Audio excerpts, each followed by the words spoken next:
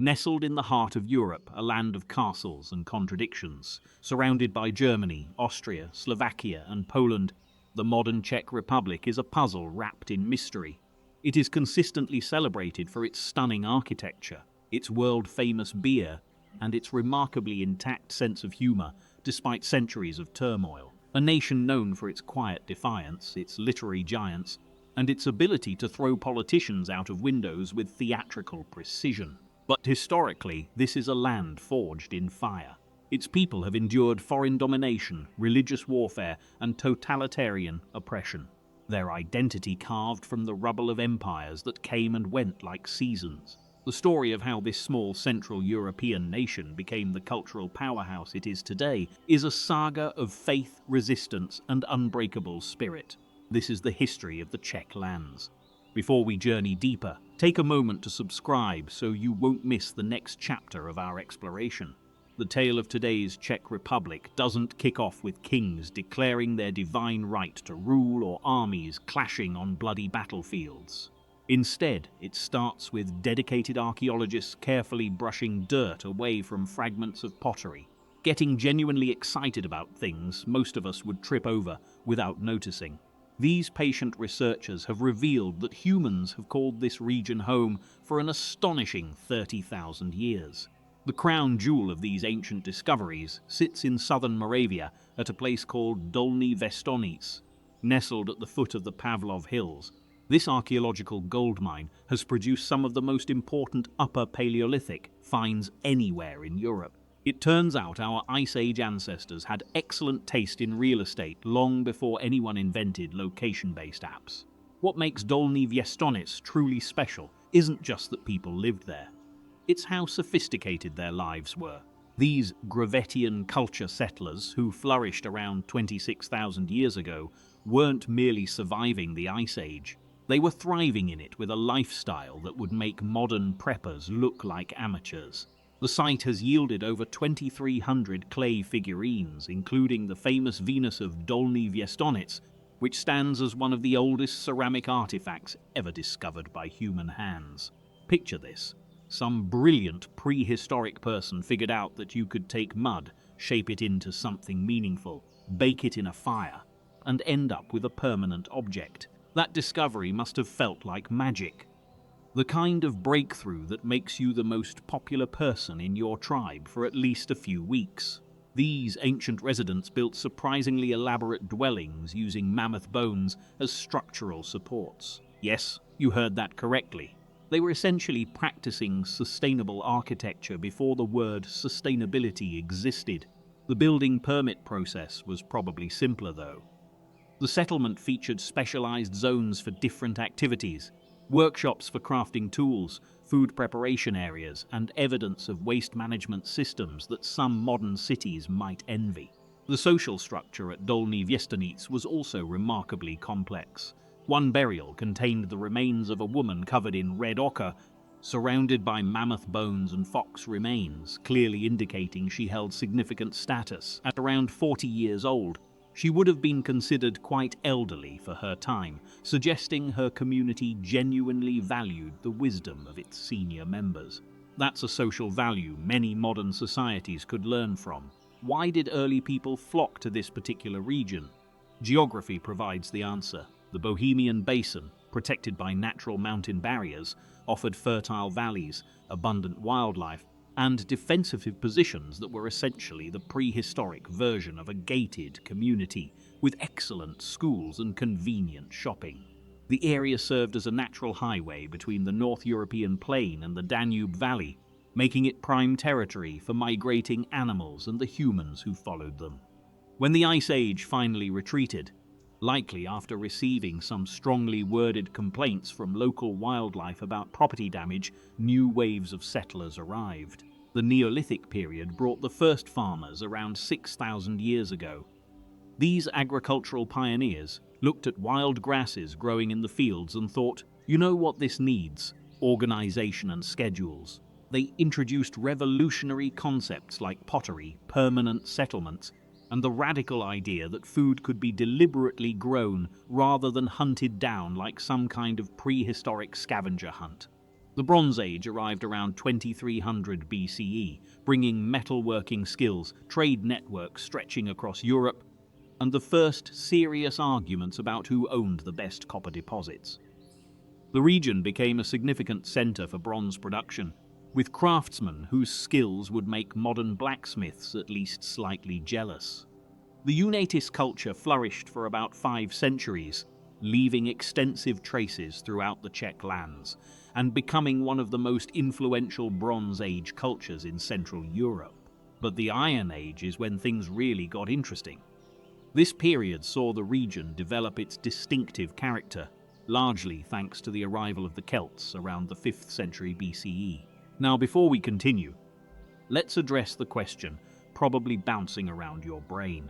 Yes, these are the same Celts you're thinking about. Though they were considerably less concerned with four-leaf clovers and significantly more interested in metalwork, warfare, and creating social hierarchies that would make modern corporate structures look refreshingly simple. The dominant Celtic tribe in the region called themselves the Boii. The name has nothing to do with modern slang. It comes from a Celtic word meaning warriors or inhabitants. And here's where it gets interesting. The name Bohemia itself derives directly from Boiohemum, meaning home of the Boii. This is one of those rare historical instances where a region's name actually tells you exactly who used to live there. No confusing rebranding necessary. The Boii were remarkably accomplished for people who predated both the internet and decent coffee. They established fortified settlements called oppida, which functioned like ancient shopping centers but with significantly better security than most modern malls. The largest and most impressive of these was Zavist, located near present-day Prague, covering approximately 170 hectares.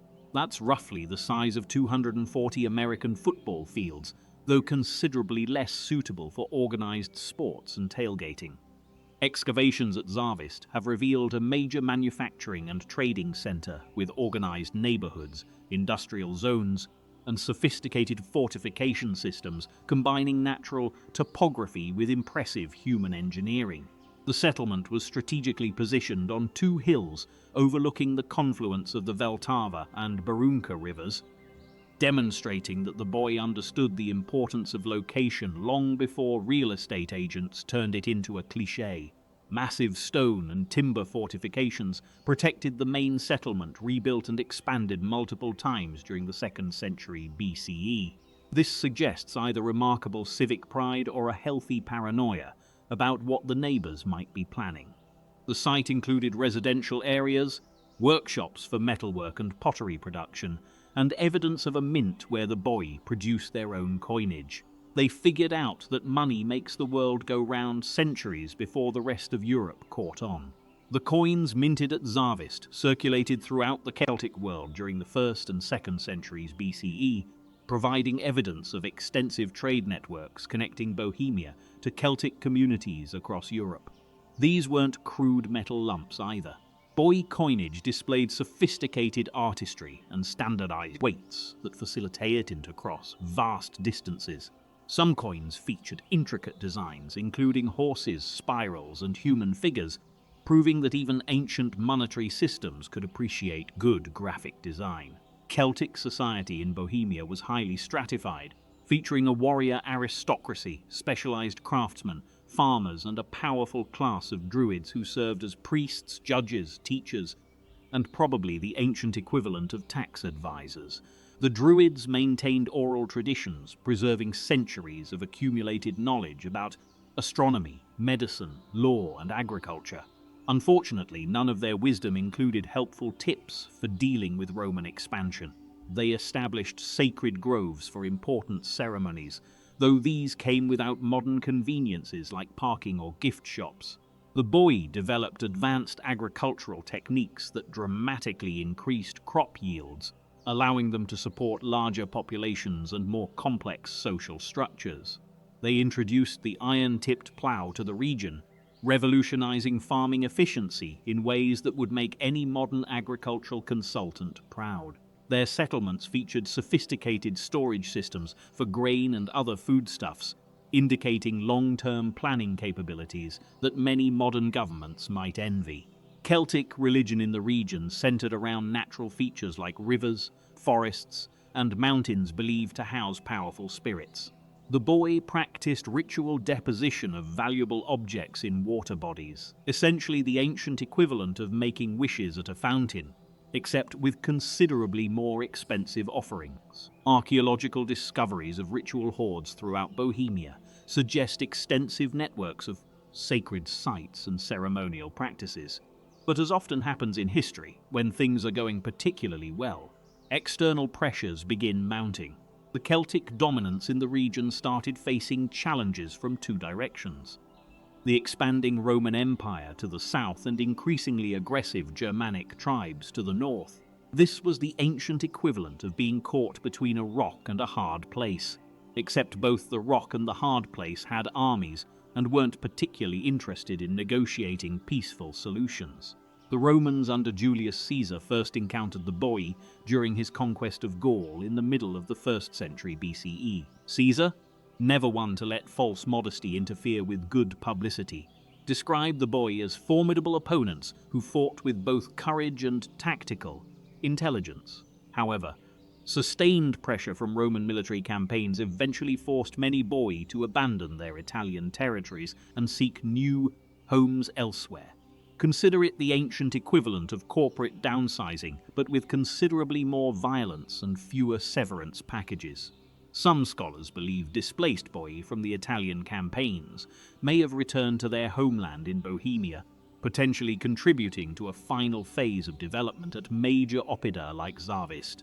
This homecoming might explain the extensive rebuilding and expansion of fortifications during the 2nd century BCE, as returning warriors brought knowledge of Roman military techniques and a healthy respect for defensive planning.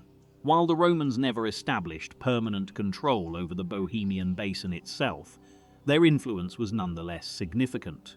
Roman traders established commercial relationships with local tribes, introducing new technologies, luxury goods, and cultural practices that gradually transformed the region's character. Roman coins found throughout Bohemia provide evidence of extensive trade relationships that brought Mediterranean goods north in exchange for amber, furs, and other northern products that Romans apparently couldn't live without. The golden age of the Bohemian oppida lasted approximately 150 years before most sites were abandoned by the end of the 1st century BCE. Historians once attributed this abandonment to the arrival of Germanic tribes, particularly the Marcomanni, under their Roman-educated leader Maroboduus. However, modern scholarship suggests many Boii may have voluntarily migrated around 60 BCE to support Celtic campaigns against the Romans in Gaul, leaving their homeland increasingly vulnerable to Germanic settlement. As Roman power began declining in the later centuries of the empire, new waves of migration swept across Central Europe. Germanic tribes seeking new territories and opportunities moved into regions previously under Celtic control.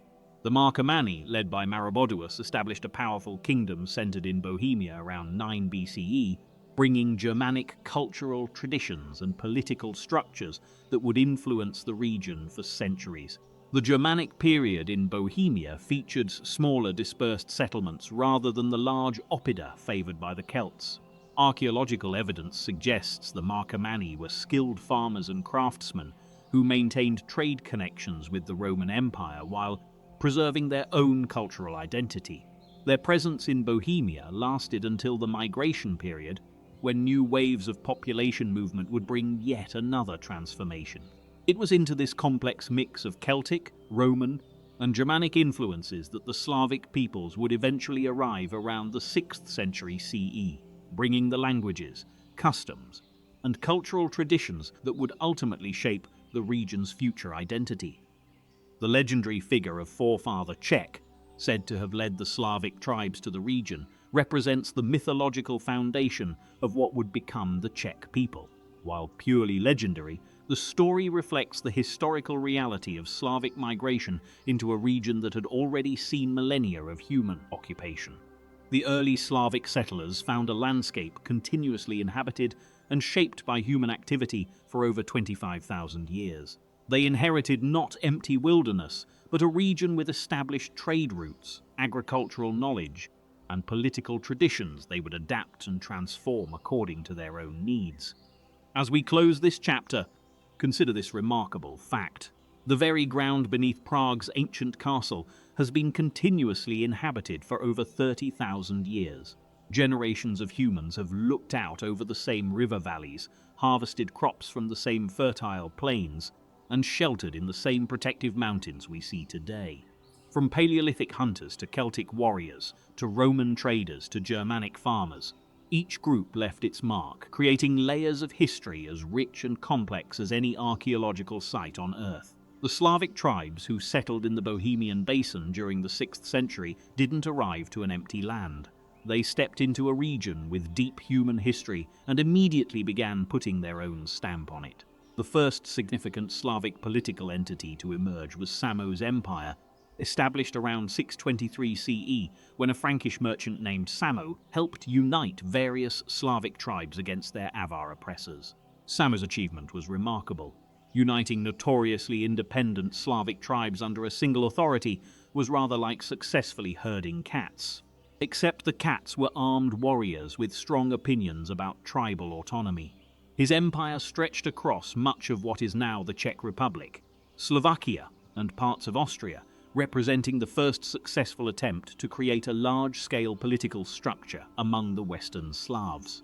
The empire's greatest victory came in 631 at the Battle of Wogastisburg, where Samo's forces defeated the Frankish king Dagobert's army. This battle wasn't just a military win. It proved that the Slavs could successfully resist expansion by their more established neighbours. The battle's location remains debated among scholars, but it was probably situated in northwestern Bohemia, marking the first time literary sources mention fortified strongholds in the Central European Slavic world. However, like many early medieval polities built around charismatic leadership, Samo's empire didn't survive its founder. It fragmented after his death around 658, leaving the Slavic tribes once again politically divided, but the precedent had been established. These lands could support unified political structures, and the Slavs possessed the organizational capabilities necessary for complex statecraft. After nearly 2 centuries of relative political fragmentation, the next major development arrived with the emergence of Great Moravia in the early 9th century. This remarkable state, centered along the Morava River Valley, represented the first truly sophisticated Slavic kingdom in Central Europe, and would profoundly influence the cultural and religious development of the entire region. Great Moravia's origins trace to the gradual decline of Avar power, particularly following Charlemagne's decisive campaigns against the Avar Haganite between 791 and 805.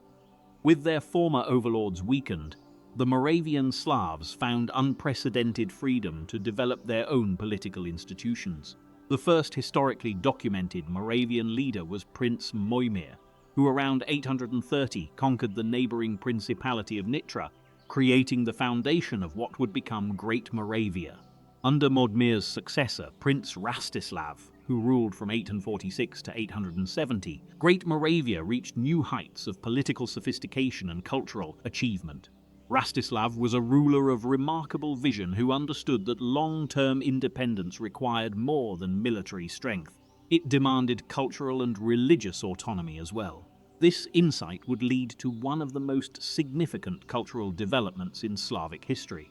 Rastislav's greatest challenge came from the growing influence of East Frankish missionaries and clergy actively working to bring Moravia under both religious and political control.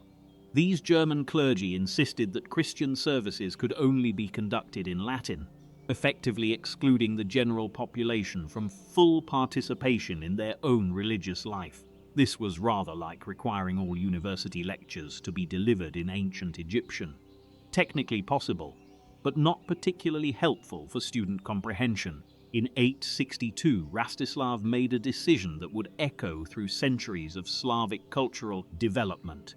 He sent an embassy to Constantinople, requesting that the Byzantine Emperor Michael III send missionaries who could teach Christianity in the Slavic vernacular. This request was granted with remarkable consequences. The emperor chose two brothers who would become known to history as Saints Cyril and Methodius, the apostles to the Slavs. Constantine, who later took the monastic name Cyril, and his brother Methodius were highly educated Byzantine officials from Thessalonica, a city with a substantial Slavic-speaking population. This background proved crucial, as both brothers were already familiar with Slavic languages and cultural traditions. When they arrived in Great Moravia in 863, they brought not only Christian teachings, but also a revolutionary innovation that would change the course of Slavic civilization. To facilitate translation of Christian texts into the local Slavic language, Cyril developed the Glagolitic alphabet, the first writing system specifically designed for Slavic languages. This achievement cannot be overstated in its historical importance. Before Cyril's innovation, the Slavic peoples had no written tradition of their own, relying entirely on oral culture for preserving and transmitting their laws, history, and religious beliefs. The creation of a Slavic alphabet was essentially the invention of Slavic literacy itself. The Glagolitic script was remarkably sophisticated, featuring 38 letters specifically designed to represent the unique sounds of Slavic speech. Unlike adaptations of existing alphabets, which inevitably proved inadequate for languages with different phonetic structures, Glagolitic was purpose-built for Slavic linguistic needs. The script's unusual angular forms, unlike any other contemporary alphabet, gave it a distinctive appearance, emphasizing its independence from both Latin and Greek traditions. Using this new alphabet, Cyril and Methodius began translating essential Christian texts into what became known as Old Church Slavonic. Their translation of the Gospels represented the first major literary work in any Slavic language, establishing Old Church Slavonic as the fourth liturgical language of Christianity, alongside Latin, Greek, and Hebrew. This development was revolutionary, demonstrating that vernacular languages could serve sophisticated literary and religious purposes. The brothers also established a Great Moravian Academy, where Slavic clergy were trained in the new script and liturgical practices. This institution, possibly located at Mikulčice or Devin Castle, produced hundreds of educated Slavic clerics who would later spread literacy and Christian learning throughout the Slavic world. The academy represented the beginning of formal education in Slavic languages, creating an intellectual infrastructure that would survive the political upheavals of medieval Central Europe. However, the Cyril and Methodius mission faced intense opposition from Frankish clergy, who viewed Slavic liturgy as a direct threat to their political and religious influence. In 867, the brothers traveled to Venice with some of their Moravian disciples, hoping to find bishops willing to ordain these men as priests. Instead, they encountered fierce opposition from Latin clergy, who denounced the use of vernacular languages in religious services, insisting that divine worship could only be conducted in Latin, Greek, or Hebrew. Cyril's response to this criticism was both theologically sophisticated and politically astute. He called the insistence on only 3 liturgical languages the three-language heresy, arguing from Scripture that God could be praised in any language. This wasn't merely an academic debate, but a fundamental question about the nature of Christian universality and the role of local cultures within the broader church. Fortunately for the Slavic mission, Pope Nicholas I invited the brothers to Rome, where they received papal approval for their work. Pope Adrian II not only sanctioned the use of Slavonic in liturgical services, but also ordained several of their disciples as priests. This papal recognition provided crucial legitimacy for the Slavic liturgical tradition, though it would prove insufficient to protect the mission from its political enemies. Tragedy struck when Cyril died in Rome in 869, leaving Methodius to continue their work alone. Methodius was consecrated as Archbishop of Pannonia and Moravia, with full papal authorization to continue using Slavonic in church services. However, when he returned to Moravia, political circumstances had changed dramatically. Rastislav had been overthrown by his nephew Svatopluk, who pursued a more pro-Frankish policy, hoping to consolidate his own power. Under pressure from German clergy and their Frankish supporters, Methodius was arrested and imprisoned for 2 years. This episode illustrated the intensely political nature of the religious and cultural struggles taking place in 9th century Central Europe. Despite these setbacks, Methodius continued his work until his death in 885. His most significant achievement during this period was creating the first Slavic legal code, combining traditional Slavic customary law with advanced Byzantine legal principles. After Methodius's death, the Slavic liturgical tradition faced renewed persecution under Pope Stephen V, who forbade using Slavonic in religious services and appointed the notorious Frankish bishop Witching as Methodius's successor. Witching promptly expelled the remaining disciples of Cyril and Methodius from Great Moravia, effectively ending the Slavic liturgical experiment in its original homeland. However, the cultural seeds planted by Cyril and Methodius proved remarkably resilient. The expelled disciples found refuge in Bulgaria, where Tsar Boris I welcomed their knowledge and expertise. There, scholars like Clement of Ohrid and Naum of Preslav established new centers of Slavic learning, developing the Cyrillic alphabet as a simplified version of Glagolitic that became the standard script for Orthodox Slavic peoples. Meanwhile, Great Moravia continued flourishing under Svatopluk, who ruled from 870 to 894 and expanded the empire to its greatest territorial extent. At its height, Great Moravia controlled much of the present-day Czech Republic, Slovakia, parts of Poland, Hungary, and Austria. Archaeological evidence suggests 30 of the empire's 41 major fortified settlements were located in what is now Slovakia, with the remainder in Moravia indicating the empire's eastern orientation. The end of Great Moravia came with devastating swiftness. Internal conflicts following Svatopluk's death in 894 weakened the empire just as the Magyar tribes began their westward expansion from the Hungarian plains. Between 900 and 910, Magyar raiders systematically conquered or destroyed the major Moravian strongholds, effectively ending Slavic political unity in the region. But the collapse of Great Moravia wasn't the end of Slavic political development.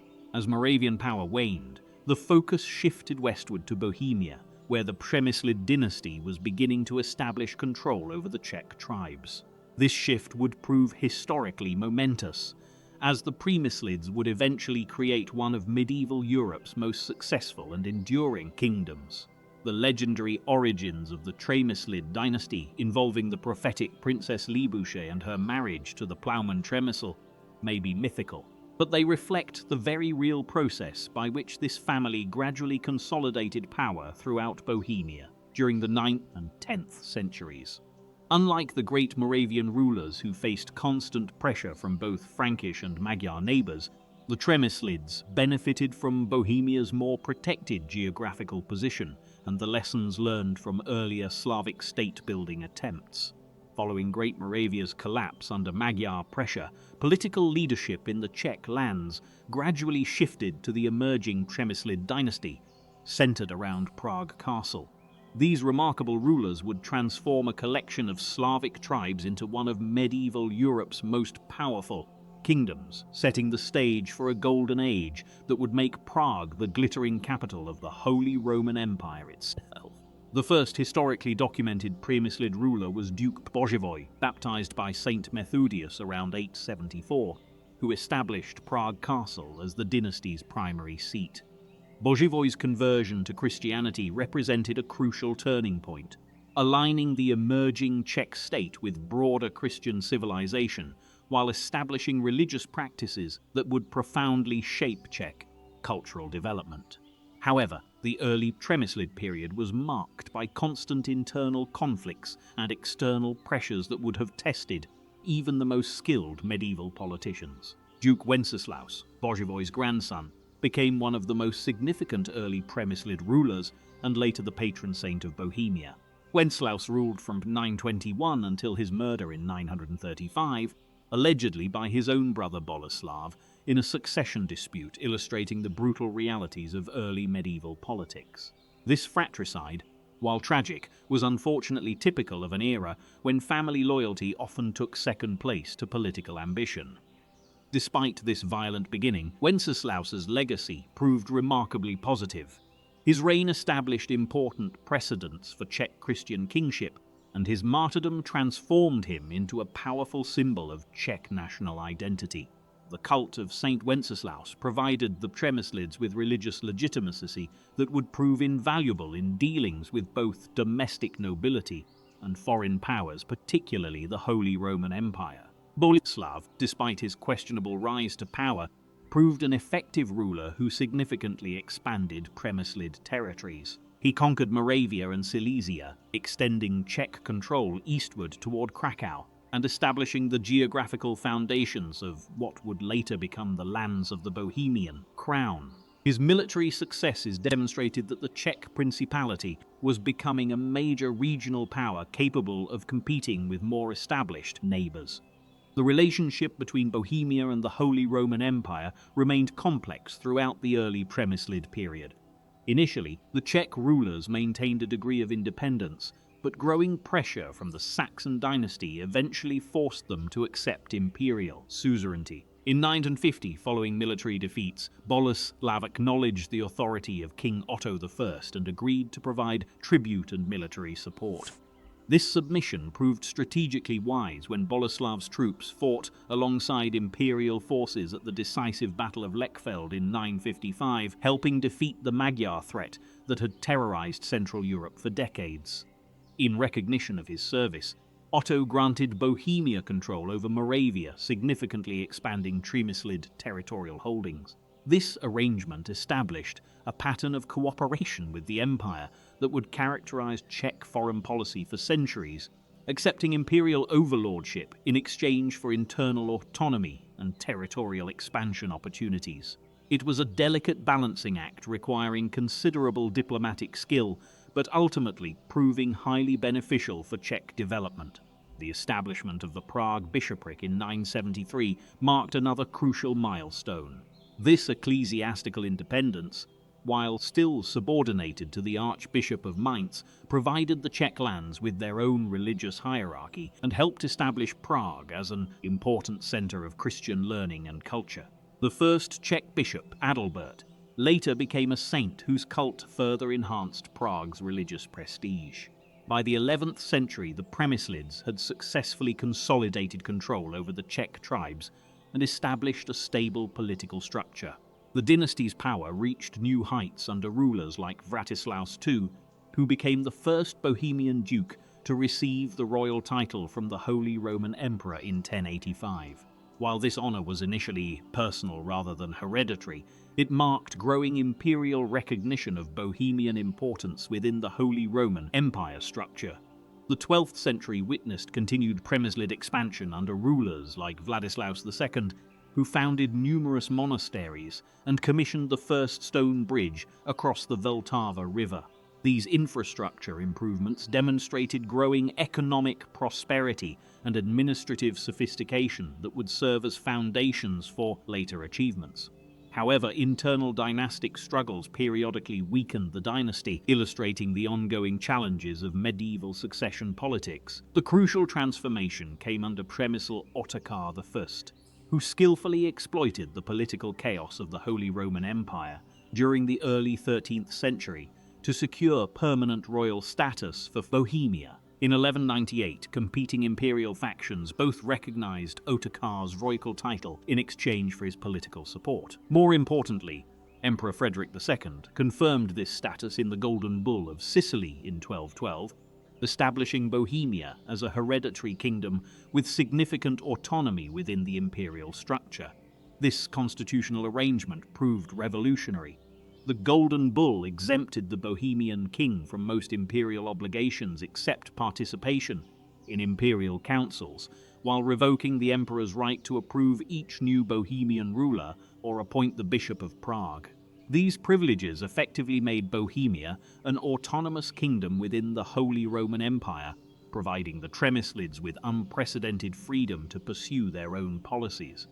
Under Ottokar's successors, particularly Wenceslaus I and the remarkable Přemysl Ottokar II, Bohemia emerged as one of medieval Europe's most powerful kingdoms.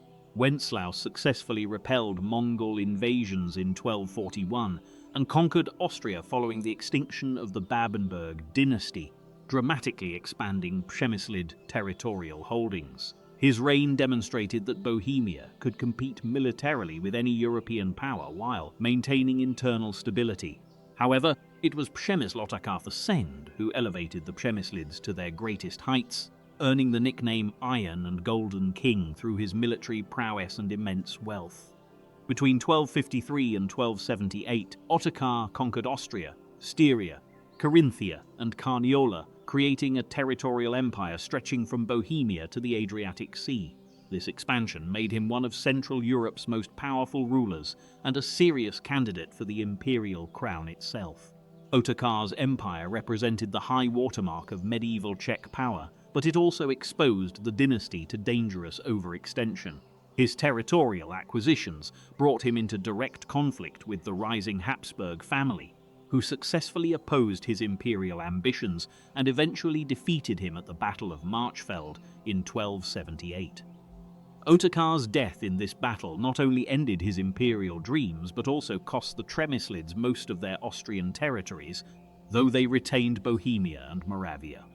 The late 13th century witnessed a remarkable Przemyslid recovery under Wenceslaus II, who compensated for losing Austrian territories by expanding eastward into Poland and Hungary.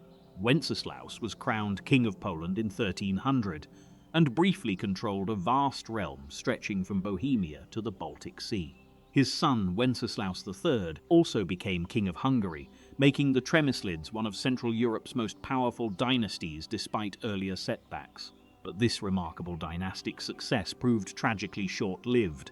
Wenceslaus II died prematurely in 1305, and his son Wenceslaus III was assassinated in 1306 while travelling to reclaim his Polish territories.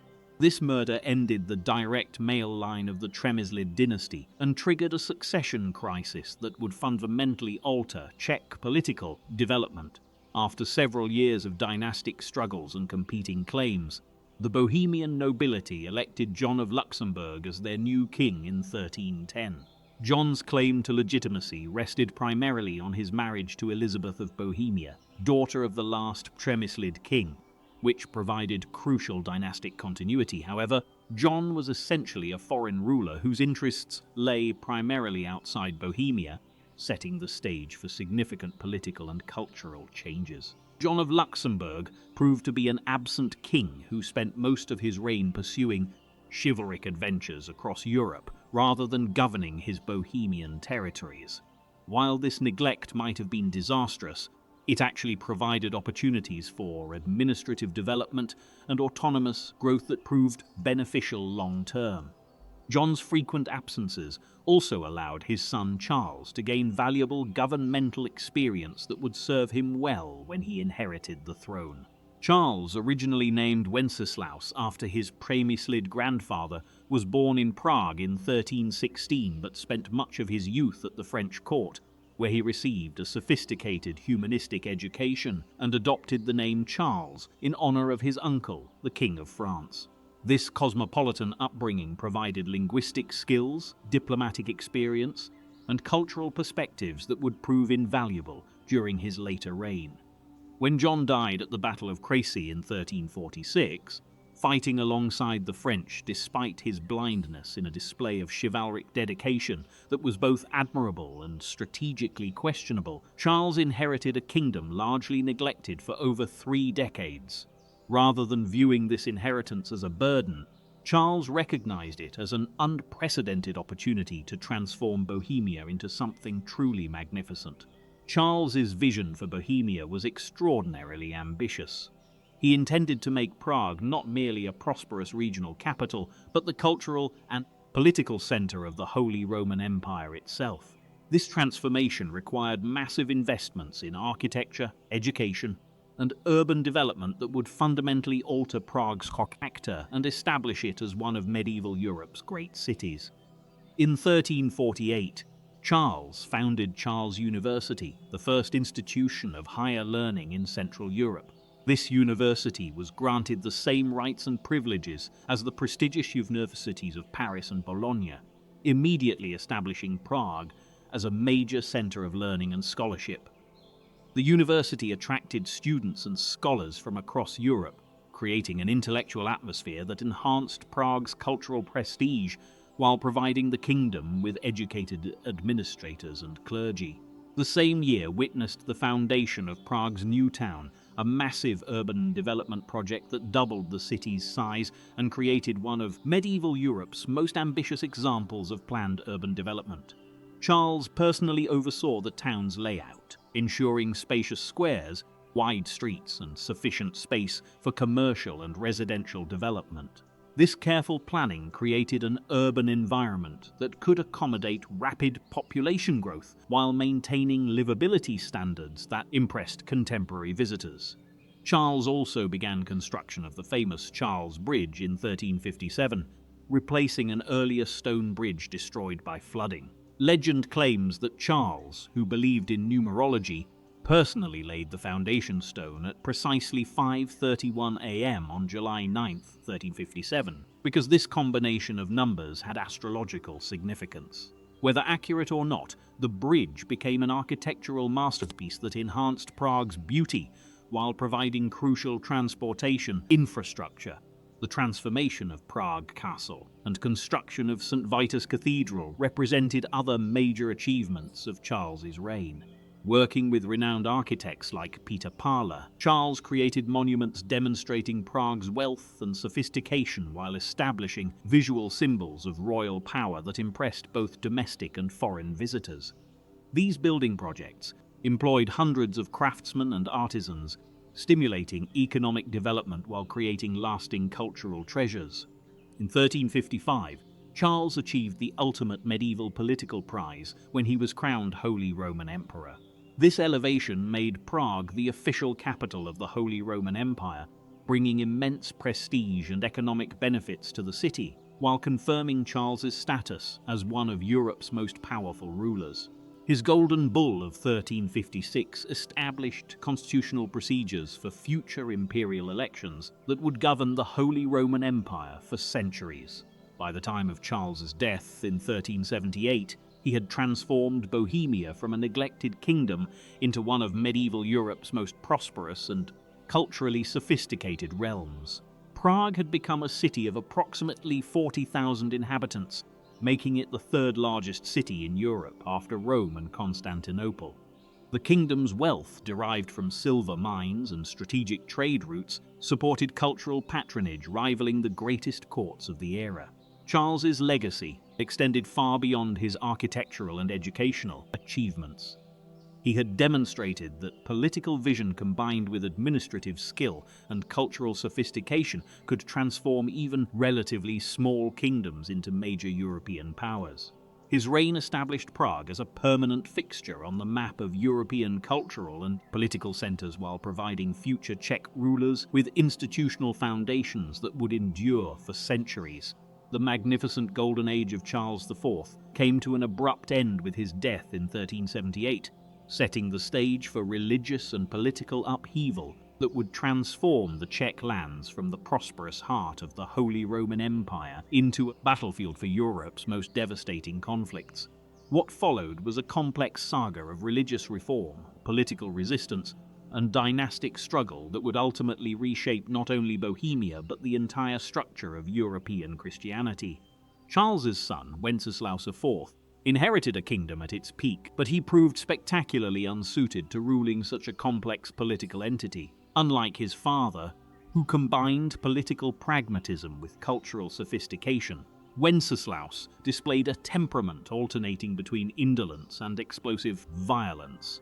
His reign became increasingly characterized by conflicts with the nobility, disputes with the church hierarchy, and a general breakdown of the administrative efficiency that had made Charles IV's achievements possible.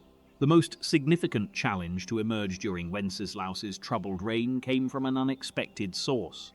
A humble priest named Jan Hus, whose calls for church reform would eventually trigger religious and political earthquakes, shaking Europe for centuries. Huss had been deeply influenced by the writings of English theologian John Wycliffe, whose radical ideas about church authority and the nature of Christian salvation had already caused considerable controversy throughout Europe. Born around 1369 in the small village of Husinec in southern Bohemia, from which he took his surname, Huss came from modest circumstances but possessed exceptional intellectual abilities, enabling him to advance through the educational system established by Charles IV. He enrolled at Prague University around 1390 and proved a brilliant student, earning his master's degree in 1394 and beginning his teaching career at the same institution. By 1400, Huss had been ordained as a Catholic priest and appointed rector of Prague University, positions providing considerable influence over both academic and religious life. More importantly, in 1402, he became preacher at the Bethlehem Chapel, a religious institution specifically established for conducting services in Czech rather than Latin. This appointment placed him at the center of a growing movement seeking to make Christianity more accessible to ordinary people, while challenging the dominance of Latin culture and German clergy in Bohemian religious life. Huss's preaching attracted enormous crowds and widespread popular support throughout Prague and surrounding regions.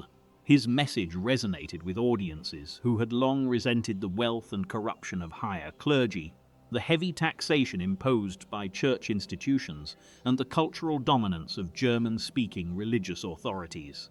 Huss argued that the church had strayed from its original mission and become corrupted by political power and material wealth, themes that would become central to later Protestant reformers. The catalyst for Huss's transformation from popular preacher to radical reformer came in 1411, when Pope John the Texai proclaimed a crusade against King Ladislaus of Naples and began selling indulgences throughout Bohemia to finance this military venture. Huss denounced this practice in the strongest possible terms, explicitly quoting Wycliffe's writings to support his arguments against commercializing salvation. This public challenge to papal authority marked the point of no return in his relationship with church hierarchy. King Wenceslaus initially protected Huss from ecclesiastical persecution, recognizing the political advantages of supporting popular Czech nationalism against German clerical influence. However, his support wavered when Huss's criticism of indulgences threatened to damage the kingdom's relationship with the papacy. This royal abandonment left Huss increasingly isolated and vulnerable to his enemies within the church hierarchy. In 1414, Holy Roman Emperor Sigismund convened the Council of Constance to address the Western Schism dividing the papacy and to resolve various religious controversies threatening church unity. Huss was summoned to appear before the council, and Sigismund provided him with a letter of safe conduct, supposedly guaranteeing his personal safety during the journey and proceedings. This promise would prove either a deliberate deception or a commitment Sigismund was unwilling to honor when political pressure mounted. Upon arriving at Constance, Huss was immediately arrested and imprisoned despite the imperial safe conduct. The council charged him with heresy based on his writings and preaching, particularly his challenges to papal authority and his support for Wycliffe's theological positions. The trial that followed was less a genuine theological debate than a predetermined proceeding designed to eliminate a troublesome critic of church authority. When called upon to recant his teachings, Huss refused, declaring he could not deny what he believed to be true without violating his conscience and his understanding of Christian truth. This principled stand cost him his life. On July 6, 1415, Jan Hus was burned at the stake as a heretic, and his writings were publicly destroyed. The council authorities believed this dramatic execution would intimidate his followers and end the reformist movement in Bohemia. Instead, Huss's martyrdom had precisely the opposite effect. News of his death sparked outrage throughout the Czech lands, where he was widely regarded as a national hero who had died defending both religious truth and Czech cultural identity against foreign oppression. The execution was seen not as eliminating a heretic, but as murdering a reformer who had sought to purify Christianity and defend Czech interests against German and papal domination. The immediate response to Huss's death came as a formal protest signed by 452 Bohemian and Moravian nobles who condemned the execution in the strongest possible language and challenged the legitimacy of the council's actions. This document, known as the Protestatio the Bohemorum, represented the first organized political response to religious persecution and established the foundation for broader resistance to imperial and papal authority. The situation reached a critical point on July 30th, 1419, when a Hussite procession led by the radical priest Jan Żelivsky marched to Prague's new town hall to demand the release of imprisoned reformers. When the municipal authorities refused their demands and allegedly threw stones at demonstrators, the crowd stormed the building and threw the mayor and several councillors from upper-story windows. This event, known as the First Defenestration of Prague, marked the beginning of open revolt against royal authority. The shock of this violent confrontation allegedly caused King Wenceslaus to suffer a stroke and die just weeks later, though some historians suggest his death from natural causes was simply coincidental with these dramatic events. Regardless of the exact cause, Wenceslaus's death created a succession crisis that would transform a local religious dispute into a European-wide conflict. The crown should have passed to Wenceslaus's brother Sigismund, the same emperor who had betrayed Huss at Constance, but the Bohemian estates refused to accept a ruler who had participated in executing their religious hero. This rejection initiated the Hussite Wars, a series of conflicts raging for nearly 2 decades and establishing Bohemia as the center of the first major challenge to medieval Catholic Christianity. The Hussites were divided into several factions with different approaches to religious and social reform. The moderate Utraquists, centered in Prague, sought limited reforms while maintaining most traditional church structures.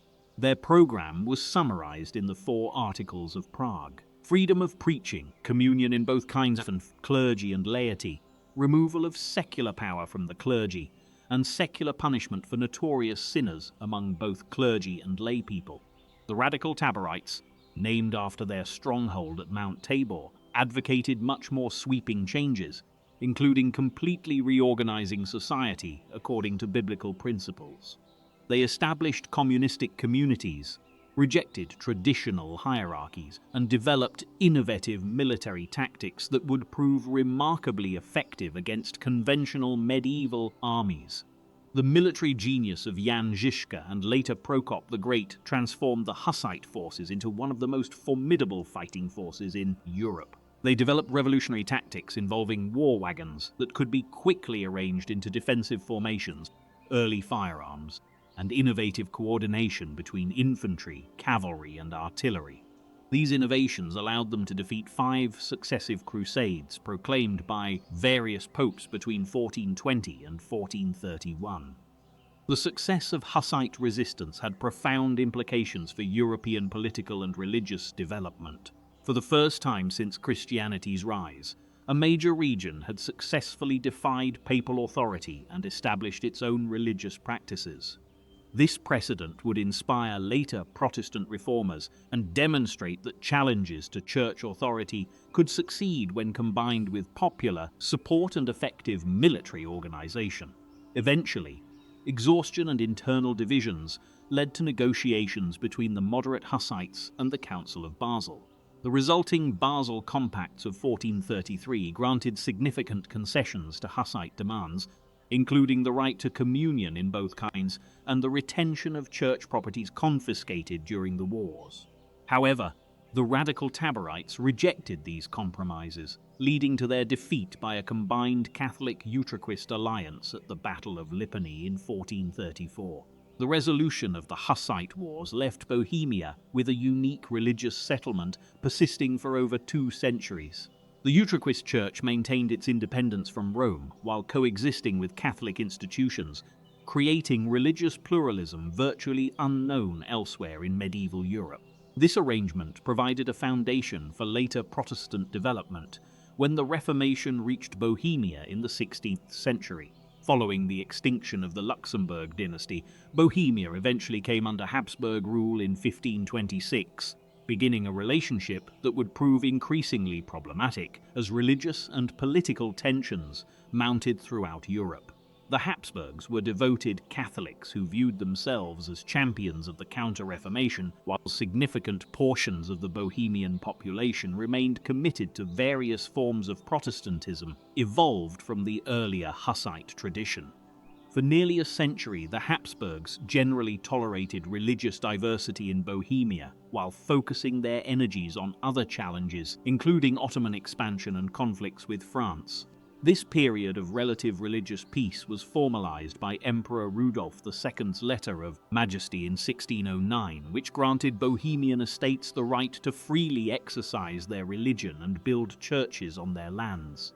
This document seemed to guarantee the religious freedoms won through Hussite resistance. However, the accession of Ferdinand II in 1617 marked the beginning of a much more aggressive Catholic restoration policy. Ferdinand was a devout Catholic educated by Jesuits who viewed eliminating Protestantism as a religious duty. His determination to implement counter-Reformation policies throughout his territories inevitably brought him into conflict with Bohemian Protestant nobles who had enjoyed religious freedom for generations. The crisis came to a head in 1618 when Ferdinand ordered the destruction of Protestant churches built on royal lands, claiming the Letter of Majesty did not extend to crown properties. When Protestant nobles protested this interpretation, Ferdinand dissolved their assembly and appointed Catholic officials to enforce his policies. These actions convinced many Bohemians that their religious and political freedoms were under systematic attack. On May 23, 1618, a group of Protestant nobles, led by Count Thurn, stormed Prague Castle and confronted the royal governors Vilém Slavata and Jaroslav Martinic, who had been implementing Ferdinand's policies. After a heated confrontation, the nobles threw both governors and their secretary from a third-story window of the castle in the famous Second Defenestration of Prague. While the victims survived their fall, allegedly because they landed on a pile of manure, this dramatic gesture signaled the beginning of open rebellion against Habsburg authority.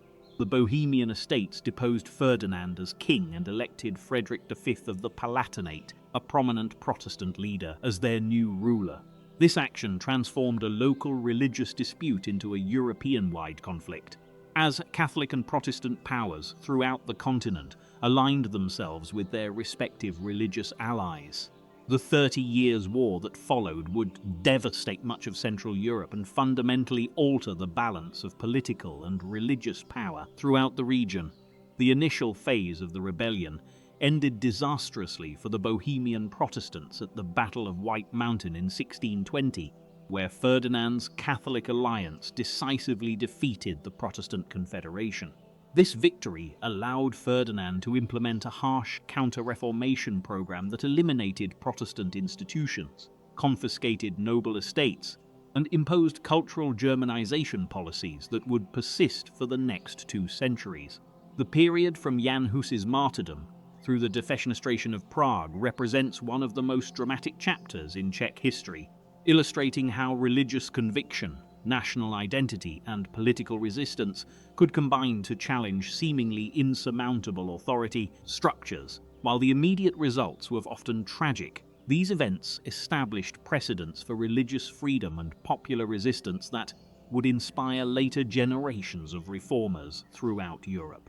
The Battle of White Mountain in 1620 had been devastating enough for Czech independence and cultural identity, but the 20th century would bring trials making even Habsburg counter-reformation seem gentle by comparison. What followed were 2 successive periods of foreign domination so harsh and systematic that they would fundamentally alter Czech society, challenge the very survival of Czech culture, and test the resilience of a people who had already endured centuries of political and religious oppression. The Czech national revival of the 19th century had seemed to promise a brighter future as scholars like Josef Dobrovský and František Palacký worked tirelessly to restore Czech language, literature, and historical consciousness to their rightful place in European culture.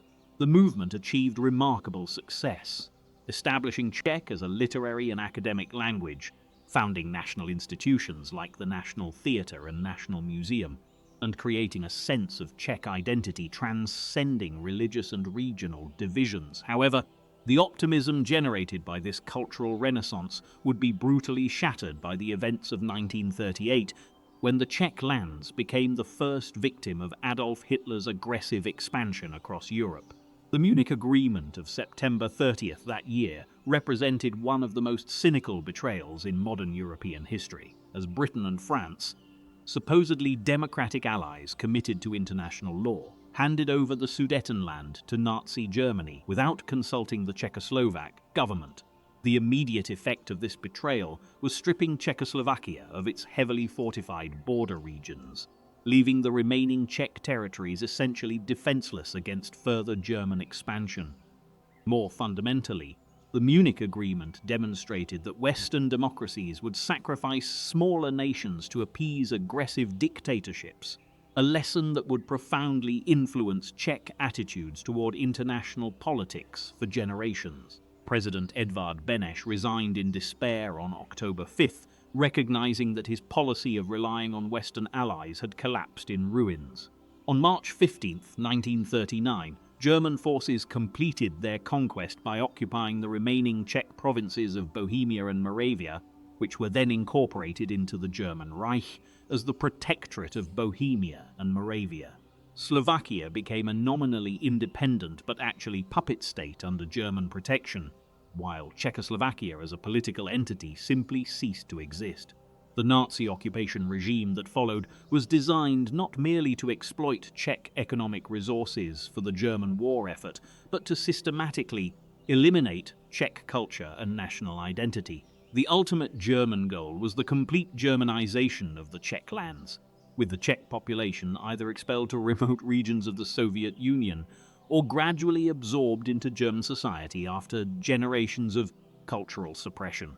Initially, the Germans appointed Konstantin von Neurath as Reich Protector, a relatively moderate Nazi who attempted to maintain order through a combination of repression and limited concessions to Czech sensibilities.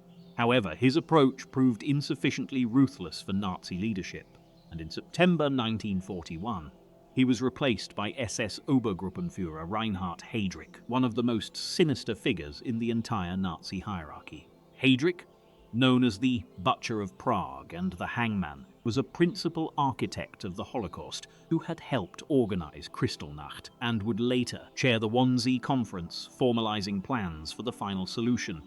His appointment as acting Reich Protector signaled Berlin's determination to crush Czech resistance and accelerate Germanization regardless of the human cost. The new regime combined systematic terrorism with calculated propaganda designed to convince Czechs that resistance was futile and collaboration profitable. Within 3 days of his arrival, Heydrich had ordered the execution of 92 people, including prominent Czech political and cultural leaders. Mass arrests, deportations to concentration camps, and public executions became routine governance tools as the Nazis sought to eliminate any potential focus for Czech nationalism or resistance. Heydrich's rule also implemented a cynical carrot-and-stick approach, offering material improvements to Czech workers who collaborated with the regime, while threatening severe punishment for any sign of disloyalty. Food rations increased for compliant workers, social benefits expanded, and cultural activities were permitted as long as they avoided any reference to Czech national identity or democratic values. This policy proved disturbingly effective as many Czechs found themselves caught between survival instincts and patriotic duty. The response to this oppression came as Operation Anthropoid, one of the most dramatic and consequential acts of resistance during the entire Second World War. Planned by the Czechoslovak government in exile in London and executed by British-trained agents Josef Gabčík and Jan Kubiš, the operation aimed to assassinate Heydrich and thereby demonstrate that even the highest-ranking Nazi officials were not invulnerable. On May 27, 1942, the two agents ambushed Heydrich's car as he travelled to the airport for a meeting with Hitler. Though the initial attack with a submachine gun failed when the weapon jammed, Kubiš managed to throw a British-made anti-tank grenade under the vehicle. Heydrich was wounded by shrapnel and died of his injuries on June 4th, becoming the highest-ranking Nazi official killed by resistance fighters during the war. The German retaliation for Heydrich's assassination was swift and devastating, demonstrating the Nazi regime's capacity for systematic brutality that would later characterize the Holocaust. Hitler initially demanded the execution of 10,000 Czech civilians, but was persuaded by Heinrich Himmler to settle for a more focused but equally brutal response that would serve as an example to other occupied territories. The most infamous act of vengeance was the complete destruction of the village of Lidis on June 10, 1942. Based on false information linking the village to the assassination plot, German forces murdered all 199 men and teenage boys in the village, deported most women to Ravensbrück concentration camp, and sent the children to various fates, including likely death in Nazi extermination camps. The village itself was burned to the ground, bulldozed, and ordered erased from all maps. Similar treatment was meted out to the village of Ležáky. Across the Protectorate, more than 13,000 people were arrested, and at least 5,000 executed in connection with the assassination. The Orthodox Cathedral of Saints Cyril and Methodius in Prague, where the surviving operatives had taken refuge, was surrounded by SS forces, leading to a final battle in which the resistance fighters died rather than surrender. The scale of German reprisals effectively destroyed organized resistance within the Protectorate for the remainder of the war. But the assassination achieved its primary political objective by forcing the Allied powers to repudiate the Munich Agreement and recognize Czechoslovakia's right to independence. More importantly, Heydrich's death demonstrated that Nazi officials were not invincible and provided inspiration for resistance movements throughout occupied Europe. Liberation finally came in May 1945, but the joy of freedom from Nazi rule would prove tragically short-lived. The Czechoslovak state was restored under President Beneš, but the political landscape had been fundamentally altered by 6 years of occupation and the emerging Cold War tensions between the Soviet Union and Western democracies.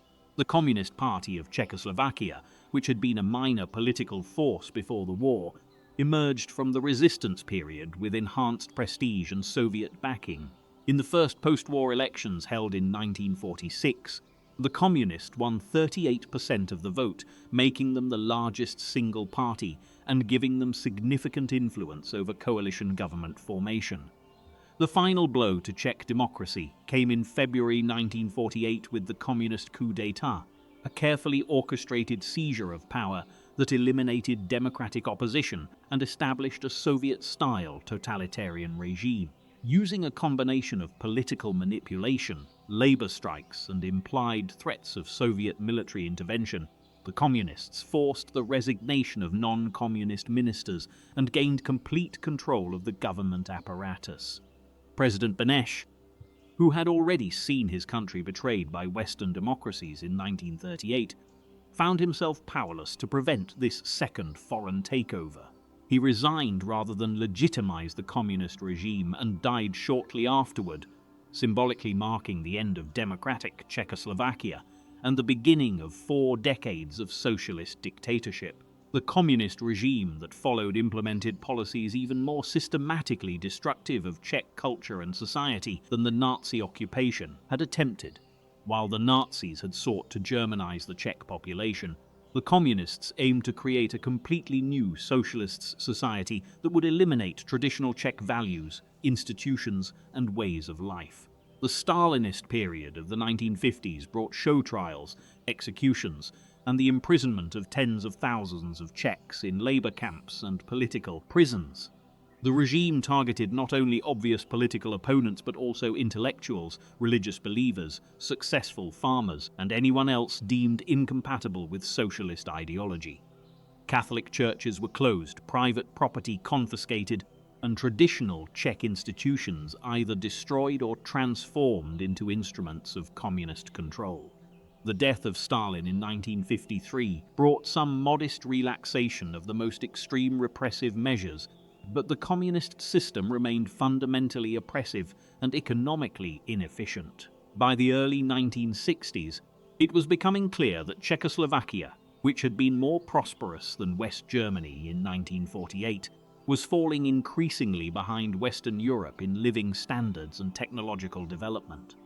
These economic failures, combined with growing intellectual dissatisfaction among younger Communist Party members who had not participated in the original Stalinist crimes, created conditions for the reform movement that would become known as the Prague Spring. When Alexander Dubček replaced Antonín Novotný as Communist Party leader in January 1968, he represented a new generation of reformers seeking to create socialism with a human face. The Prague Spring reforms that followed represented the most significant challenge to Soviet control in Eastern Europe since the end of World War II.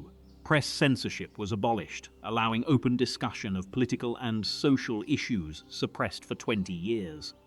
Travel restrictions relaxed, political prisoners released, and plans developed for genuine democratization of the communist system.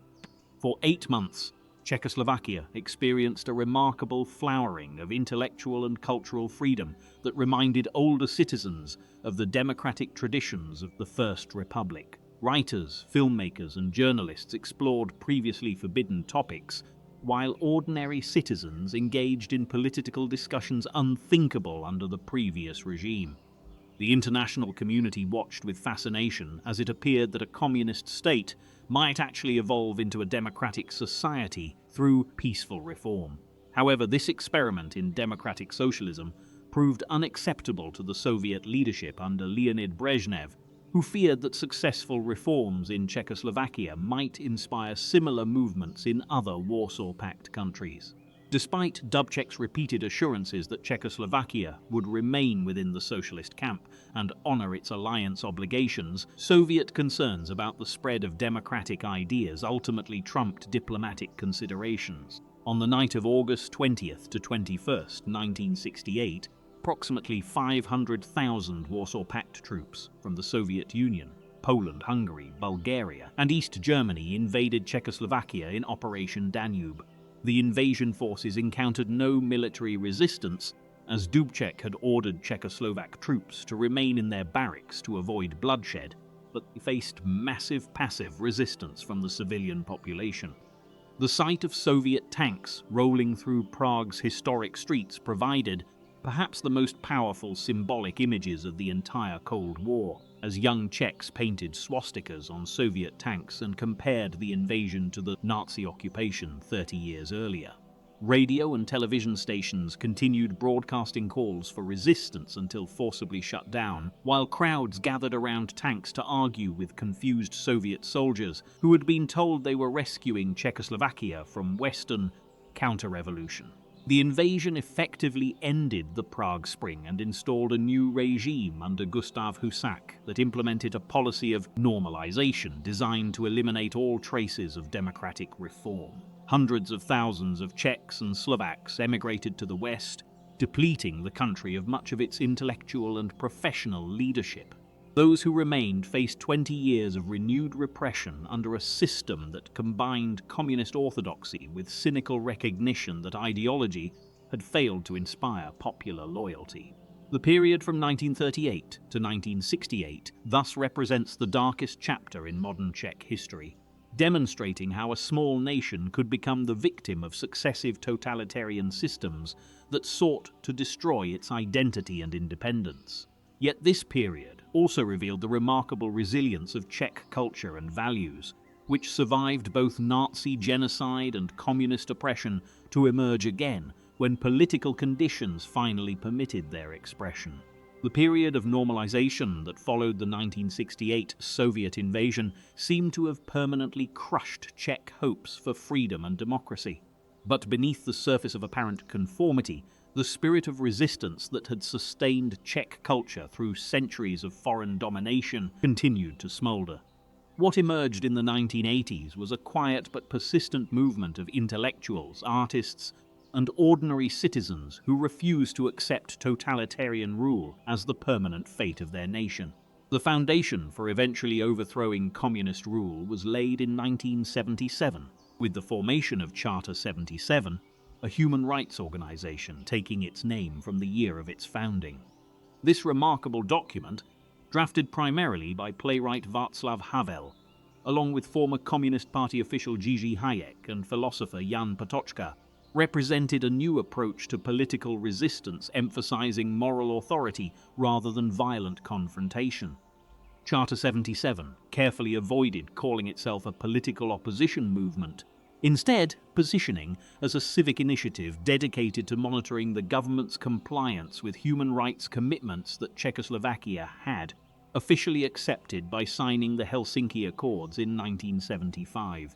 This strategy proved brilliant because it made it difficult for the regime to dismiss the Charters as Western-inspired counter-revolution or foreign interference. The Charter's moral impact far exceeded its actual membership, which never exceeded about 2,000 active participants.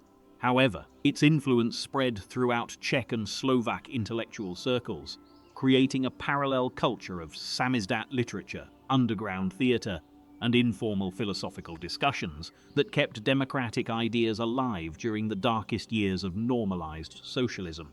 Václav Havel emerged as the most prominent spokesperson for this democratic underground, using his background as a successful playwright to articulate a philosophy of political resistance, emphasizing the power of truth over force and moral integrity over political expediency.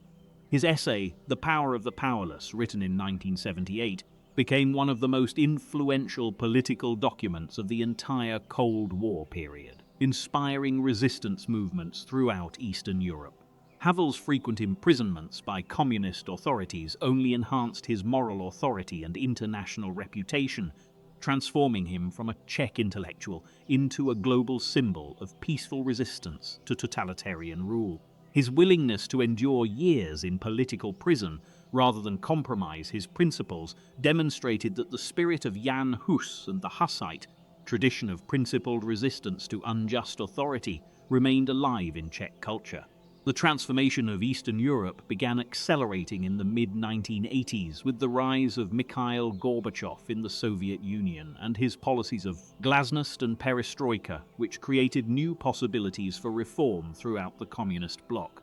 However, the entrenched leadership in Czechoslovakia under President Gustav Husak proved remarkably resistant to change, maintaining repressive policies even as neighboring countries began experimenting with liberalization. The catalytic event that would finally trigger the Velvet Revolution came on November 17, 1989, when Czech students organized what was intended to be a peaceful commemoration of International Students' Day and the 50th anniversary of Nazi repression against Czech students during World War II. The approved demonstration was supposed to proceed from Prague's Albertov district to Wenceslas Square following a route sanctioned by communist authorities. However, as the march progressed through Prague's historic streets, participants began spontaneously chanting slogans calling for democracy and freedom, transforming a sanctioned memorial event into an impromptu protest against the communist regime.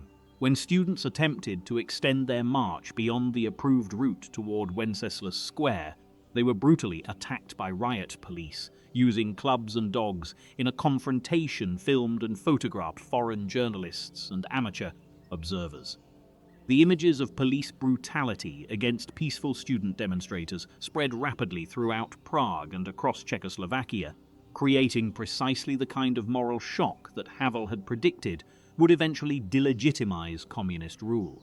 More importantly, rumors spread that a student named Martin Schmid had been killed during the police attack, though this later proved false information possibly spread deliberately by secret police agents seeking to provoke violent uprising.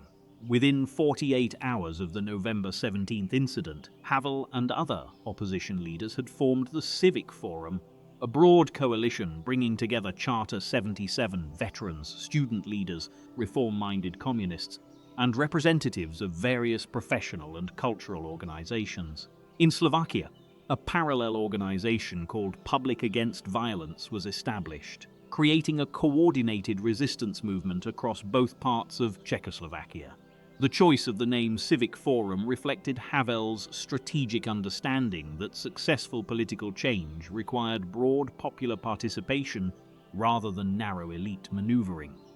The forum explicitly avoided presenting itself as a political party with a specific ideological program, instead positioning as an umbrella organization representing all citizens who wanted democracy and human rights.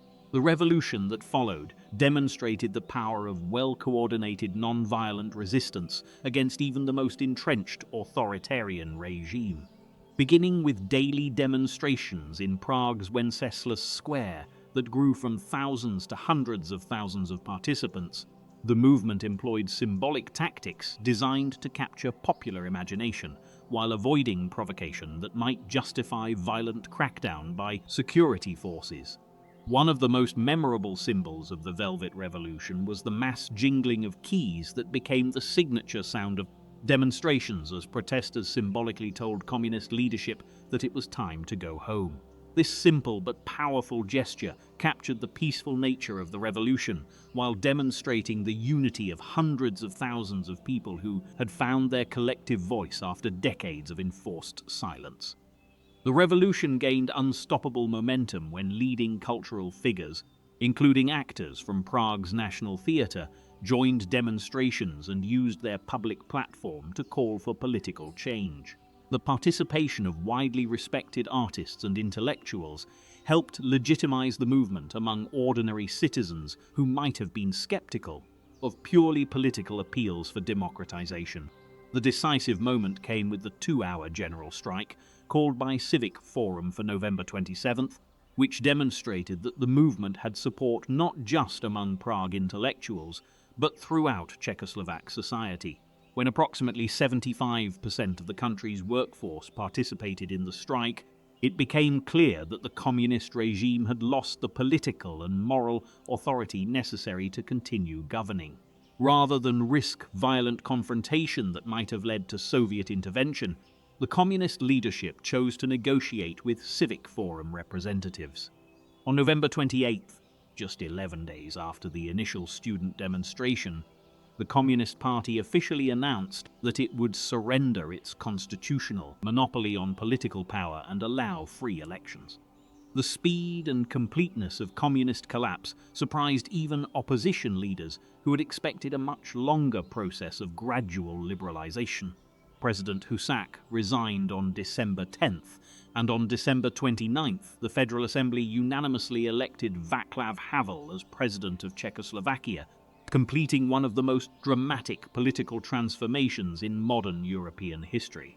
The first free elections held in June 1990 resulted in overwhelming victory for Civic Forum and its Slovak counterpart, Public Against Violence, who together won the highest vote share ever recorded in a free Czechoslovak election. However, the unity that had characterized the revolution quickly gave way to political fragmentation as different groups within the broad opposition coalition began pursuing conflicting visions for the country's future development. The most serious challenge facing the new democratic government was managing the relationship between Czech and Slovak parts of the federation, which had been papered over during the struggle against communist rule, but emerged as a fundamental constitutional issue once democracy was established. Despite Havel's strong preference for maintaining Czechoslovak unity, negotiations between Czech and Slovak political leaders ultimately resulted in the peaceful Velvet Divorce that created separate Czech and Slovak states on January 1st, 1993. The dissolution of Czechoslovakia marked the end of a political experiment lasting 74 years and represented one of the few examples in modern European history of two nations peacefully agreeing to separate rather than fighting over territory or resources. While many observers regretted the breakup of what had been Central Europe's most successful democratic state during the interwar period, the divorce process demonstrated the maturity of Czech and Slovak democratic institutions. Václav Havel became the first president of the independent Czech Republic, serving until 2003 and overseeing the country's transition from communist planned economy to market capitalism, as well as its integration into Western European and Atlantic institutions, including NATO and the European Union.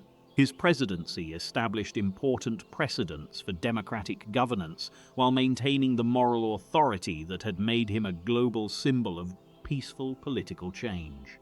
So here we stand at the end of our journey, looking back on a land that refused to be erased.